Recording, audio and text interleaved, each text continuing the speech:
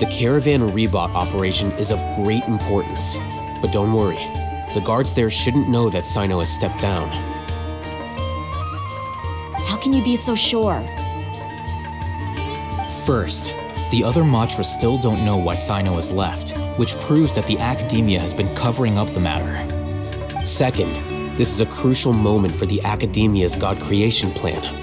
If something were to happen to the General Mahamatra, it's bound to attract a lot of unwanted attention. No matter how you look at it, they don't seem interested in sharing the news of Cyno's departure. A reasonable inference. I agree. Which brings us to our next issue. I'm sure some of you have been wondering if the prediction function of the Akasha will affect our operation.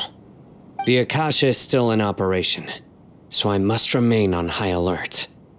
Actually, considering the power of the Akasha, it's quite strange that it hasn't already tried to interfere with my actions.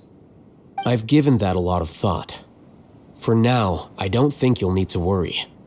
If you remember, when you first came to Aru Village, all your actions and routes were predicted by the Akasha. It even gave that information to those who kidnapped the village keepers. But things like that never happened again after we met up with the Traveler.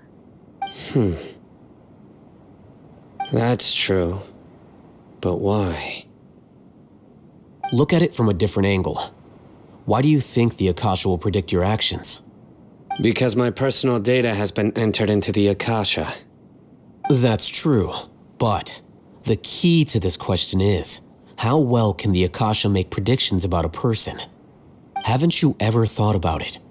Just how can it do this in the first place? Because the Akasha controls the entirety of Sumeru.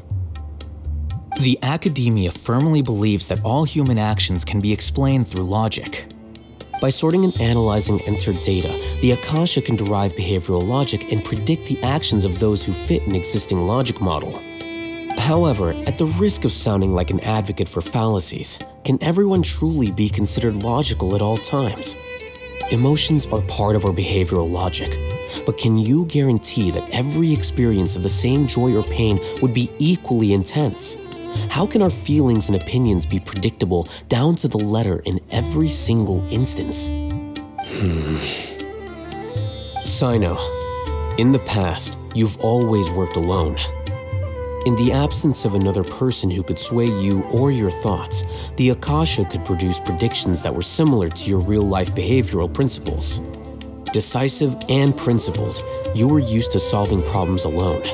That's why the Akasha could figure you out. But now, you've joined a team. And I believe the Akasha hasn't yet figured out the full composition of it. Our thoughts and logic have intermingled and weaved themselves together to become a complicated, chaotic mess. Any one of us could potentially disagree with another. The Akasha lacks data on these interactions, and it's impossible for it to predict your actions in the future based on your decisions in the past. After all, there's probably a limit to just how much we can be modeled or controlled by data.